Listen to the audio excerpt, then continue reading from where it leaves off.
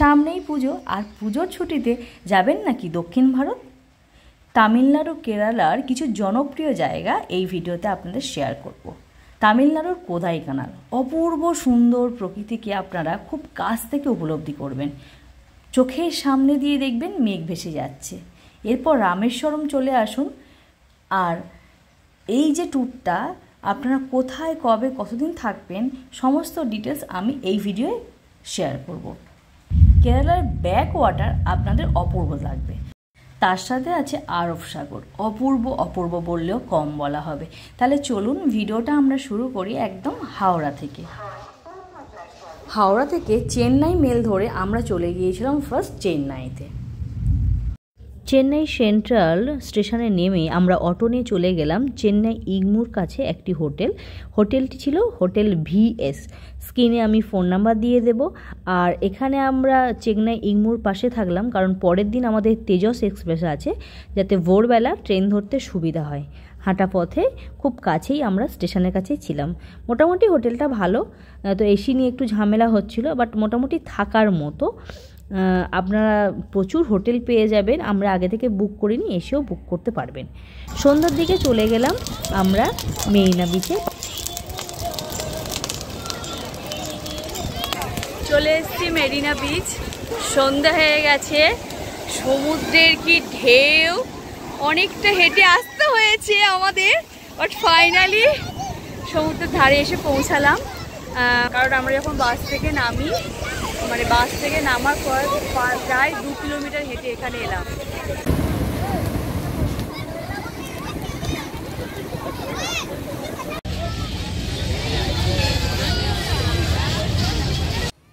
মেরিনা বিচের ঠিক পাশেই এখন আমরা এসেছি তামিলনাড়ুর প্রাক্তন মুখ্যমন্ত্রী MGR এবং জয়ললিতা, সবাই যাকে আম্মা বলে ডাকতেন, ওনাদের নিবেদিত একটি স্মারক কমপ্লেক্স।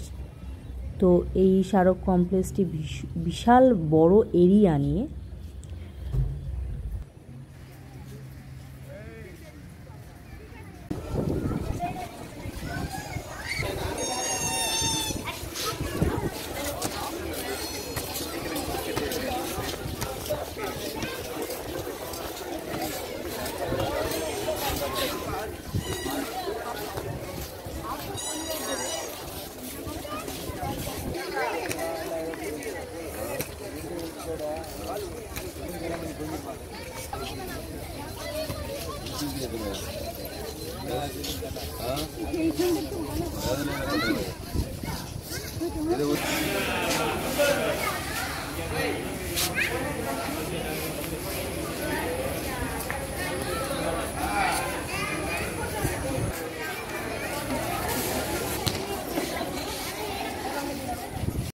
পরের দিন ভোর 5:30টায় বেরিয়ে পড়লাম চেন্নাই ইগমো স্টেশনে, কারণ আমাদের এখান থেকে ট্রেন রয়েছে তেজস এক্সপ্রেস। আমরা আজকে যাব মাদুরাই।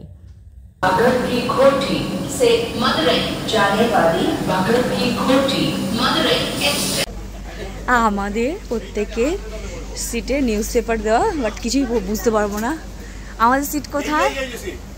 ওয়া পে হ্যাঁ। চলে এসেছে আমাদের টিফিন। আর এটা যেহেতু সকাল 6টায় বুঝতেই পারছেন, তো 8-9টার দিকে তো প্রচুর খিদে পেয়ে যায়। আর এখানে এই ট্রেনের টিফিনটা কিন্তু দুর্দান্ত দেয়, মানে এত ভালো, এত খাবার দেয়, তো মানে খেয়ে শেষ করতে পারি না আর কি, এরকম অবস্থা হয়েছিল আমার। তো যাই হোক, টিফিন করলাম। এবং ট্রেনটা নিয়ে, মানে ট্রেনের রিভিউ মানে কি বলবো, তেজস এক্সপ্রেস এত ভালো ট্রেন, মানে দারুণ আনন্দ করবেন আপনারা এই ট্রেনে যাওয়ার সময়। ট্রেন ঠিক সময় মতো 12টায় আমাদের পৌঁছে দিয়েছিল। আর এদিকে আমাদের গাড়িও রেডি ছিল। গাড়িতে উঠে ফার্স্ট আমরা দর্শন করব মাদুরাই মীনাক্ষী দেবী টেম্পল। মীনাক্ষী দেবী টেম্পল মাকে দর্শন করার পর আমরা চলে যাব কোদাইকানাল। কোদাইকানাল যেতে মাদুরাই থেকে প্রায় 5-6 ঘন্টা আমাদের টাইম লেগে গিয়েছিল। কিন্তু এত সুন্দর রাস্তা আর এত সুন্দর ওয়েদার, মানে যেখানে আমরা চেন্নাইতে গরমে 40 ডিগ্রি টেম্পারেচার এত কষ্ট পাচ্ছিলাম, সেখানে কোদাইকানালে মাত্র 15 ডিগ্রি টেম্পারেচার ছিল। তো কোদাইকানালে আপনারা ভীষণ ভালো এনজয় করবেন, বিশেষ করে যারা গরমে যাবেন, ওখানকার ওয়েদার ভীষণ ভালো। কোদাইকানাল যাওয়ার পথে ফার্স্ট ভিউ পয়েন্ট অপূর্ব।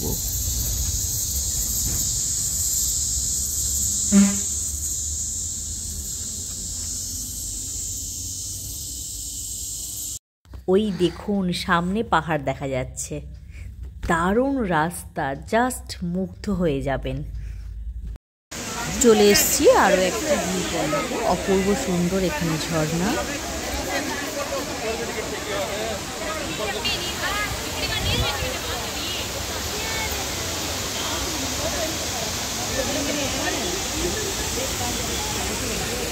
এখানে এসে আমরা এখন ইডলি খাচ্ছি।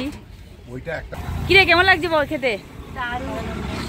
মা হ্যালো। কোদাইকানালে যদি আপনারা বোর্ডিং করতে চান তাহলে 2 সিটের জন্য 400 রুপিস লাগবে। এখান থেকে টিকিট কেটে লাইফ জ্যাকেট রয়েছে, লাইফ জ্যাকেট পরে তারপর আপনাকে বোর্ডিং করতে যেতে হবে। বিশাল বড় লেক, আর এদিকে রয়েছে প্রচুর খাওয়ার দোকান।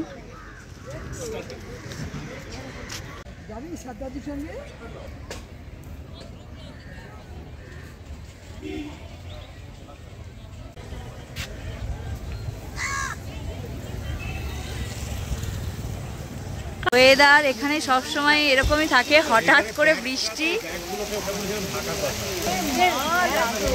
দারুণ লাগছে। আর কি ঠান্ডা ওয়েদার এখানে। অনেক খোঁজাখুঁজির পর ফাইনালি আমরা রুম পেয়ে গেছি একটা। তো চলো এবার একটু খেয়ে দিয়ে আমরা রেস্ট করি, ভীষণ টায়ার্ড। তারপর বিকেলবেলা দেখাবো বাইরেরটা কেমন। তো এখানে এসে না মানে কয়েকদিন তো হয়ে গেল, প্রায় 3-4 দিন, মানে এই যে খাবার এখানে একদমই আমার খেতে আর ভালো লাগছে না। তো বিকেলে বেরিয়ে পড়লাম আমরা, চারিদিকটা কুয়াশার মতো, মানে মেঘ পুরো অন্ধকার হয়ে যাচ্ছে, মনে হচ্ছে সামনে দিয়েই মেঘ চলে যাবে। ভীষণ ভালো লাগছে বিকেলবেলা বেরিয়ে।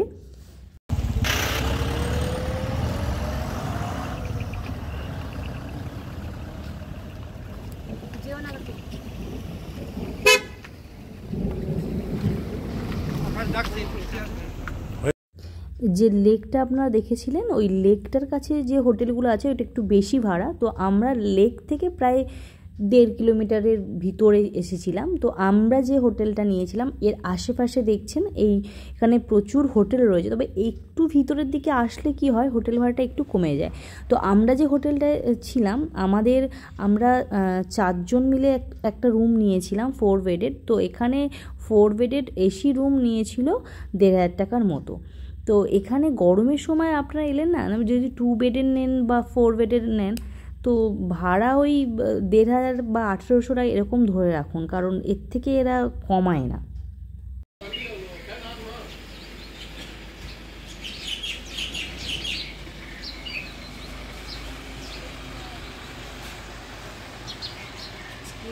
কোদাইকানালে 7 দিন, প্রচণ্ড ঠান্ডা। এখন বাজে সকাল 6টা, বাইরেটা ভীষণ সুন্দর লাগছে। এরপর একটু হাঁটতে বেরোবো, কারণ আমরা আজকে প্রায় 8:30-9টার মধ্যে কোদাইকানালের যেসব সাইট সিন বাকি আছে সেগুলো দেখে আজকেই চলে যাব রামেশ্বরম।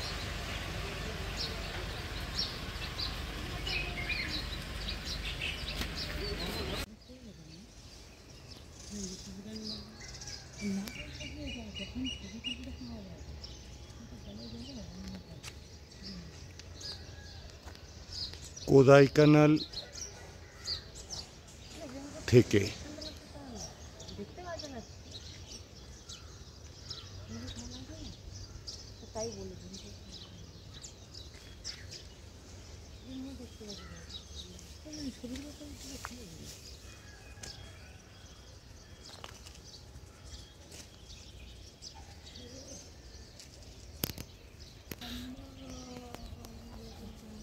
আর ওই যে ইয়েটা আছে না, ওই দেখো কাঁচিলে যে ফুলগুলো ফুটেছে ওইটা আমার নিয়ে যাওয়ার করে নিচ্ছে।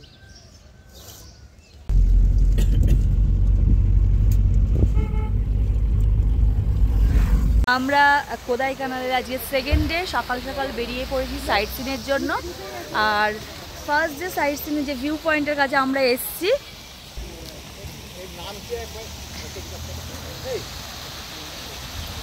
ভীষণ সুন্দর একটা জায়গা। আর এই যে গাছগুলো, মানে ক্যামেরাটা কত ভালো লাগছে জানি না, অরিজিনালি মানে দেখে দারুণ লাগছে। জল নিকাশি করা আছে, সেই জলটা এইরকম করে আসছে।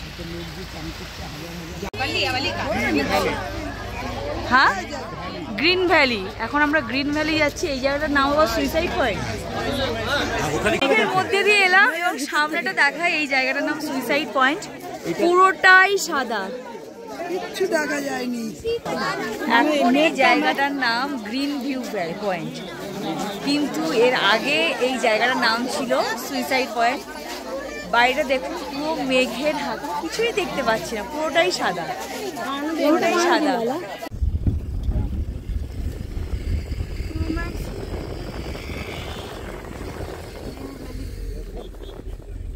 Golf club right side.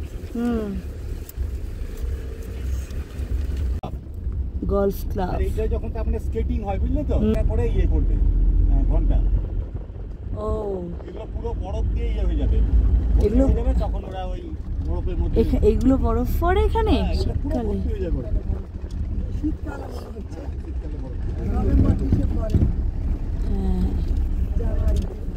তবে এই সময়টা প্রচুর ঘুরতে হয়, কারণ এই ঠান্ডাটা তো সবাই এনজয় করবে। মার্চ থেকে হচ্ছে পিক সিজন, মার্চ থেকে তোর এখন অক্টোবর পর্যন্ত, তারপরে নভেম্বর থেকে তো তখন ঠান্ডা হতে থাকে না।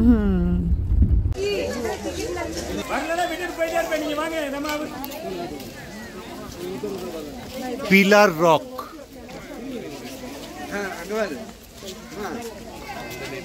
এখানে দেখা যাচ্ছে দুটি পিলার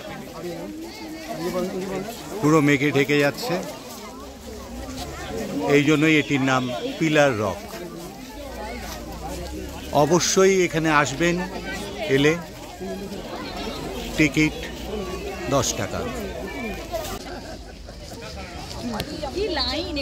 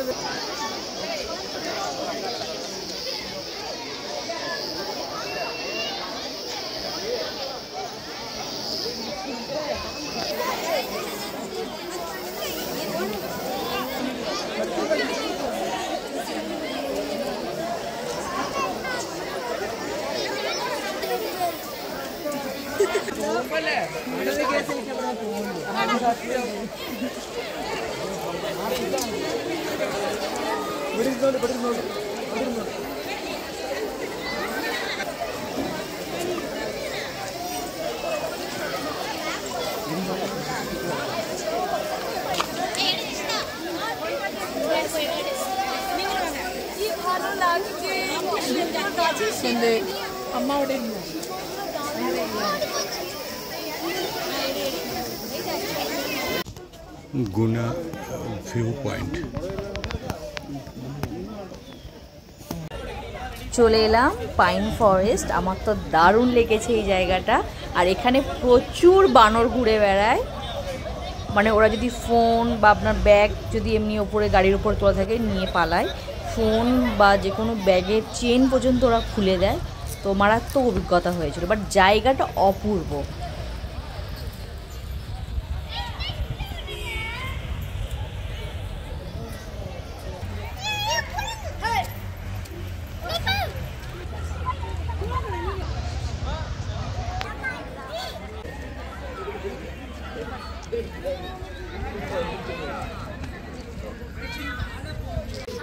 আমরা এখন এসেছি ময়ার পয়েন্ট।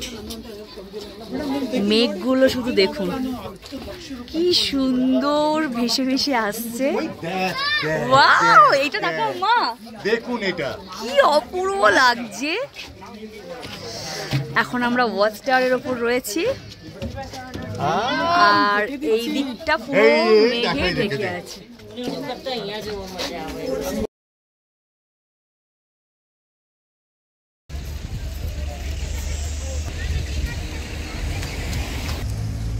রোজ গার্ডেন।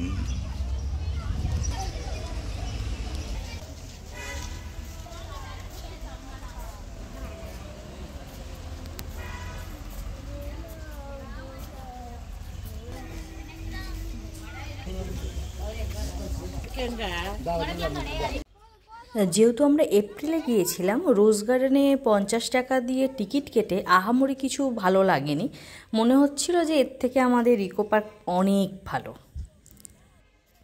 নেহাত চলে এসেছি, আর কি করা যাবে, তার থেকে 2-4টে ছবি তুলেই যাই।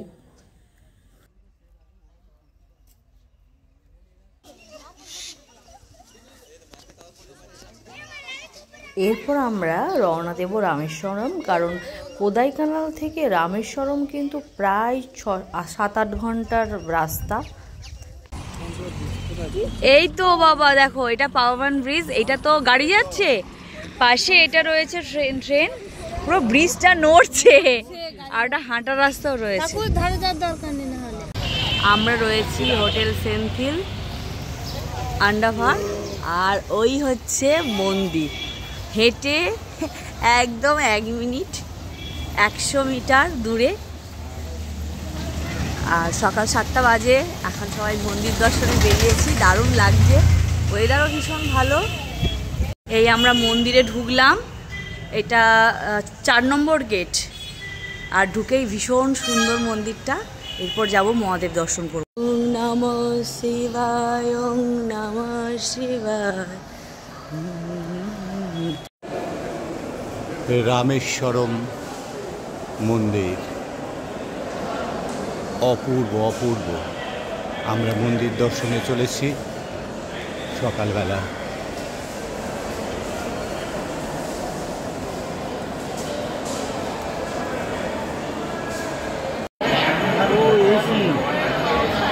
এটা হলো মাতা পার্বতীর মন্দির, আপনারা এখন দেখছেন।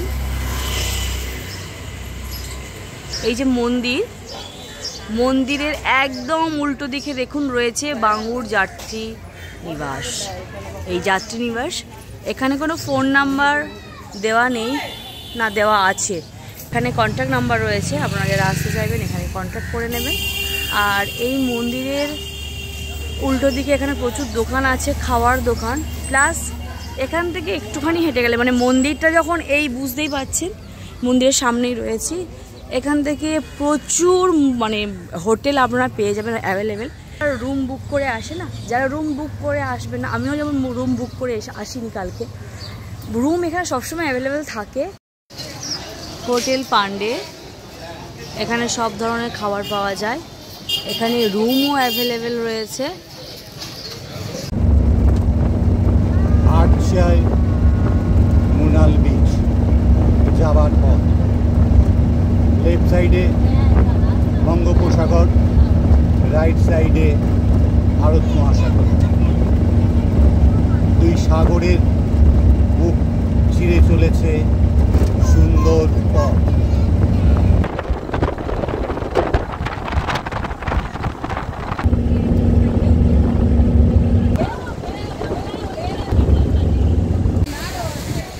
এটি বঙ্গোপসাগর,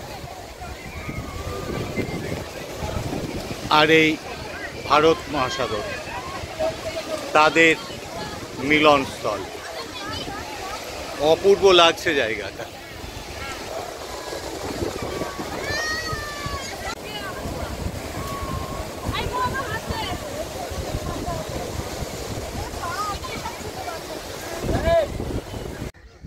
আমরা অবশেষে রামেশ্বরম থেকে ধনেশকৌড়িতে এসে পৌঁছেছি। ধনেশকৌড়ি বিচ থেকে ফেরার পরে আমরা পৌঁছে গেলাম এই খ্রিস্টান একটি চার্চ ছিল ধনেশকৌড়িতে। এটি সেই চার্চ যা সুনামিতে ভারত মহাসাগরের বুকে চলে যায়। চার্চের সেই ধ্বংসাবশেষ।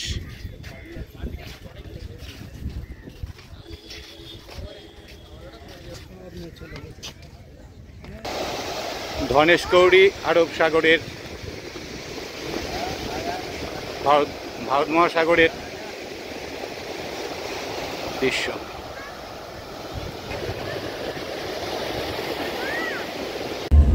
এখন আমরা চললাম বিভীষণ মন্দিরে। অপূর্ব রাস্তা দেখুন, সমুদ্রের মাঝ বরাবর রাস্তা গিয়ে ওই দেখা যাচ্ছে বিভীষণ মন্দির।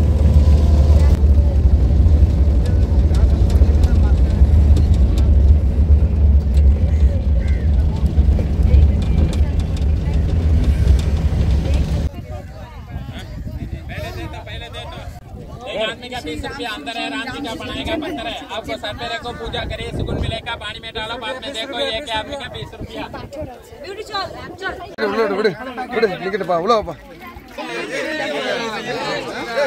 এই যে পাথরটা, এটা জলে ভাসছে।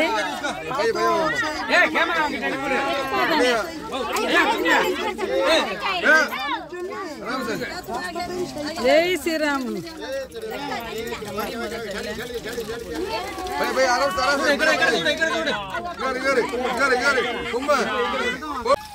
जय श्री राम, जय श्री राम। ಎಲ್ಲ ಉಣ್ಣಪ್ಪ ಭಯ ಪಡ।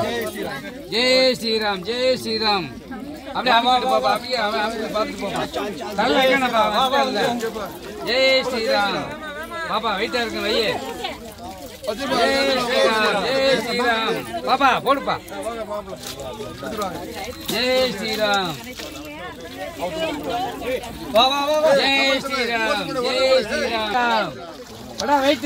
जय श्री राम, जय श्री राम, जय श्री राम, जय श्री राम। Slow slow. जय श्री राम, जय श्री राम। आराम से आराम से आराम से।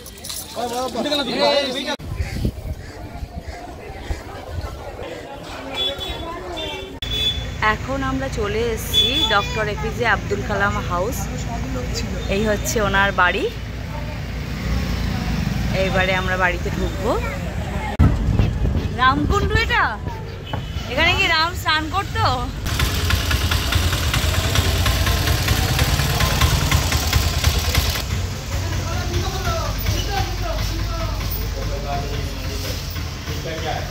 রাম মন্দির।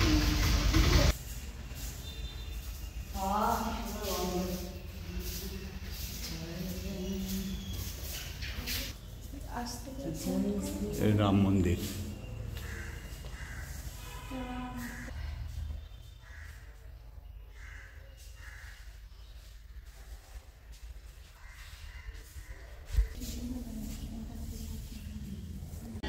ওই রাম মন্দিরের পাশেই রয়েছে রামকুণ্ড।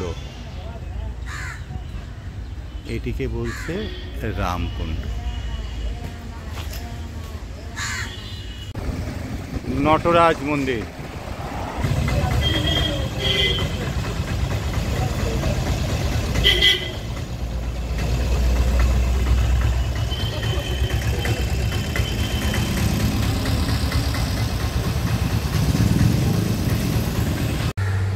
আমরা এতক্ষণ রামকুণ্ড থেকে বেরিয়ে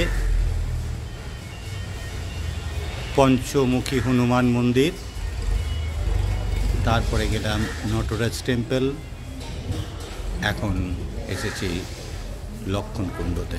এটি লক্ষণকুণ্ড।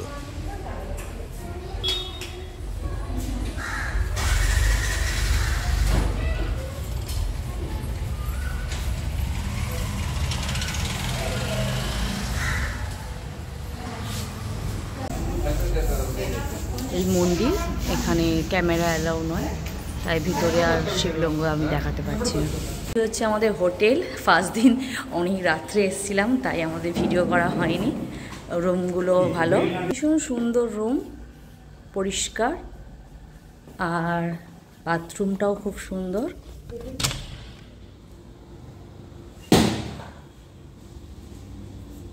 থার্ড ফ্লোরে।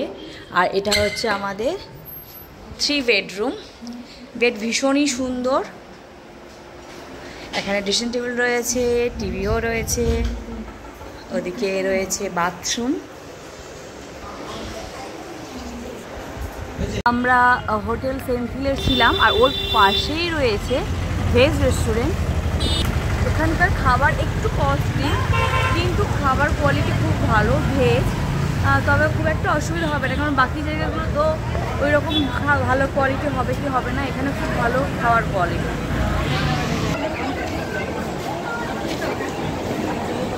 চলে এসছে আমাদের মশলা ধোসা, টেস্ট করব। আমরা যে হোটেলটা ছিলাম সেখান থেকে 2 কিলোমিটার দূরে এসেছি। এখানে গভর্নমেন্ট বাস স্ট্যান্ড রয়েছে, প্রাইভেট বাস একটা ছাড়ে 10টাতে। তো গভর্নমেন্ট বাসের যে টাইম সন্ধ্যে 8টা, সেই সময় আমরা রেডি হতে পারিনি, মানে আমরা যখন আসি বাস স্ট্যান্ডে তখন অলরেডি 7টা বাজতে যায়। তো তাই আমরা প্রাইভেট বাসে যাচ্ছি। প্রাইভেট বাস আপনারা রেড বাস থেকেও ডাউনলোড করতে পারেন, এই বুক করতে পারেন। এখানে রয়েছে আন্নাই ট্রাভেলস, এটা রেড বাসে শো করছিল।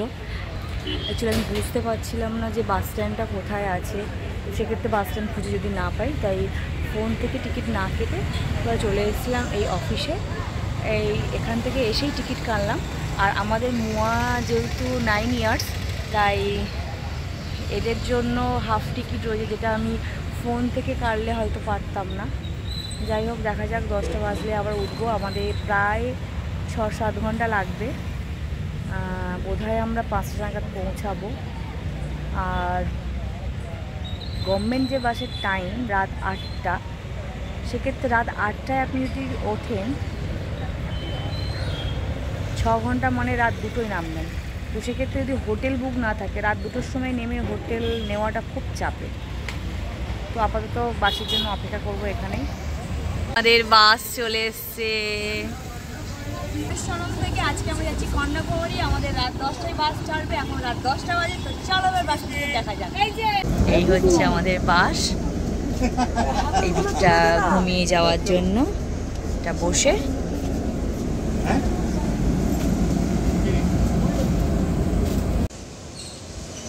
আমরা পৌঁছে গেলাম কন্যাকুমারী বিবেকানন্দ রক। হোটেল থেকে বিবেকানন্দ রক।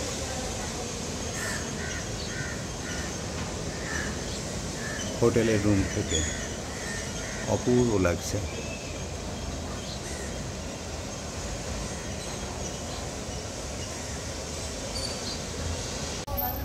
আমার বাংলা রেস্টুরেন্ট, একদম সি বিচের কাছে, ভীষণ ভালো বাঙালি খাবার।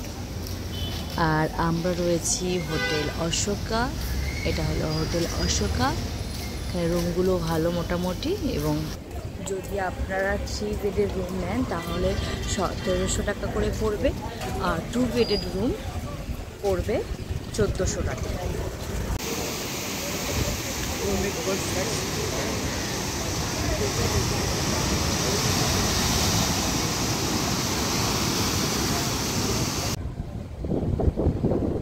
কন্যাকুমারীতে ভেঙ্কটেশ প্রসাদ তিরুপতি বালাজির একটি মন্দির হয়েছে, সেটিতে আমরা এসেছি। এই মন্দিরটিও কন্ট্রোল করে অরিজিনাল বালাজি মন্দিরের ট্রাস্টি বোর্ড।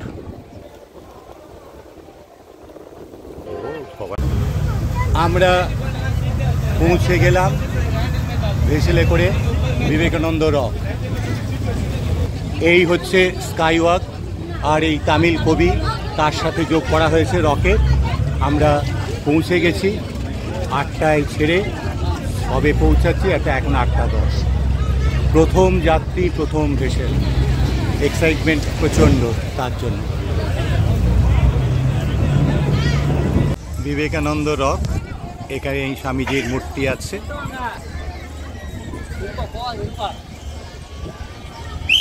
এটি হচ্ছে স্বামীজির পায়ের যে ছাপ যেটি আছে, সেটি এখানে বাম পায়ের ছাপ। এখান থেকে চলে যাচ্ছে স্কাই ওয়াক গিয়ে, আমি নাম জানি না, তামিল যে কবি তার স্ট্যাচু তার সাথে যুক্ত করা হয়েছে। পদ্মাভিপুরম প্লেস অ্যান্ড মিউজিয়াম আমরা চলে এসেছি,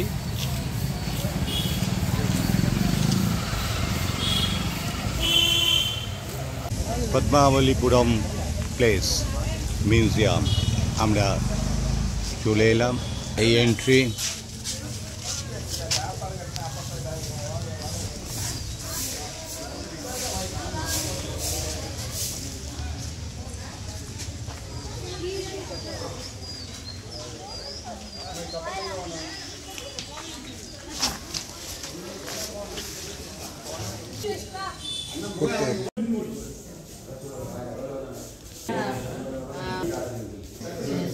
রাজারা বসতেন, সভা হতো, বসে এখানে সভা করতেন। বহু পুরনো, 420 বছর আগে। এই যে বক্সটা দেখছেন, এর মধ্যে আয়ুর্বেদিক ওষুধ রাখা হতো। রাজার সভায় রাজা নেই, মন্ত্রী আমি আছি। Beauty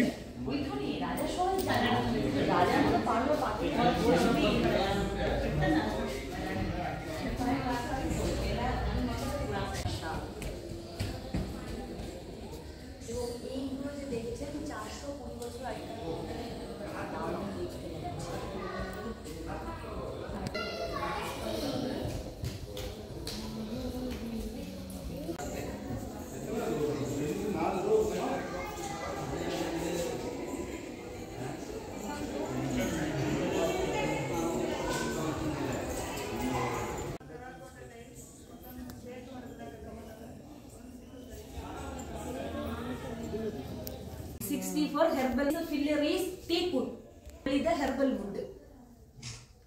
The dragon face and peacock body is the wood carvings.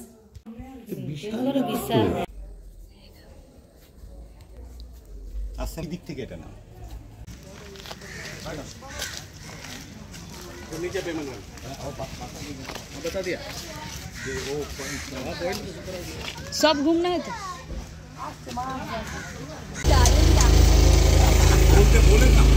আমরা এখন বোটে করে, এটা নৈয়ার নদী, এখন আমরা যাচ্ছি আরব সাগরে।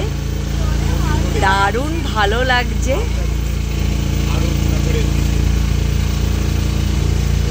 এটা কেরল।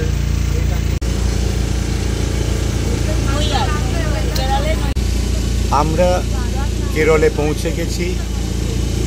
নৈয়ার নদী ধরে আমরা চলেছি আরব সাগরের দিকে।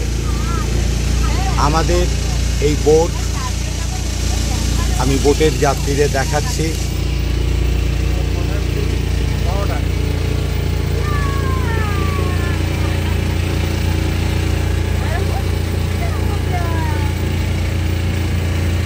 আমরা 1.5 ঘন্টার মধ্যে পৌঁছে যাব। এখানে জনপ্রতি 2,500 টাকা, না জনপ্রতি নয়, দুজনে 2,500 টাকা এবং এক্সট্রা পার্সনে লাগে 500 টাকা। আমরা নাইয়ার নদী ধরে ম্যানগ্রোভ ফরেস্টের মধ্যে চলেছি। এই দিকে গিয়ে আমরা পৌঁছে যাব আরব সাগরে। এটি কেরলের একটি দর্শনীয় স্থান। এখানে বলছে এটিকে ব্ল্যাক ওয়াটার।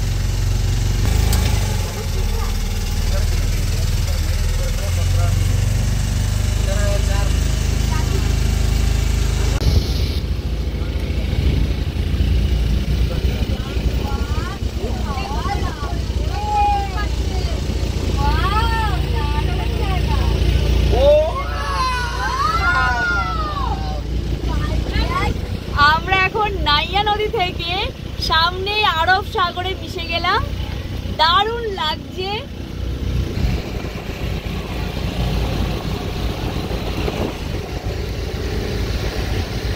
কেরলের নাইয়া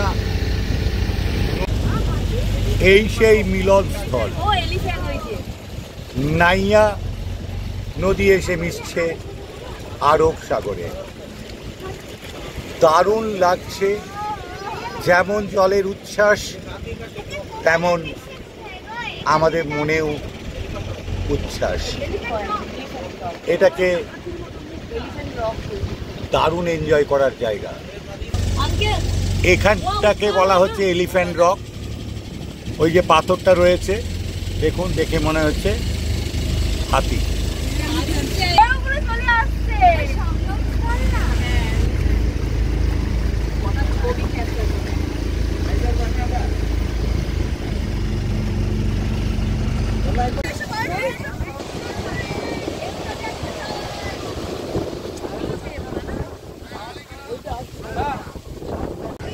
এখানে চলে এসেছি আমরা, নেমেছি সি বিচে।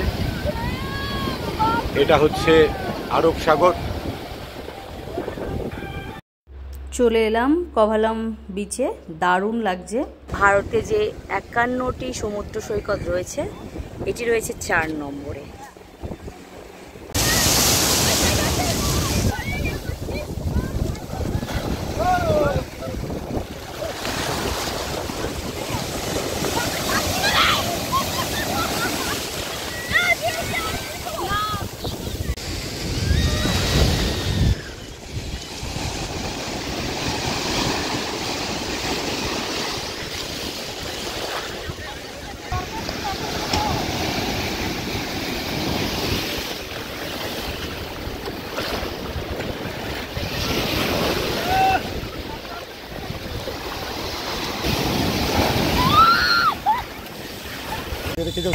আমাদের লাস্ট পয়েন্ট এটা ভিজিট করার পর আমাদের ট্যুর শেষ।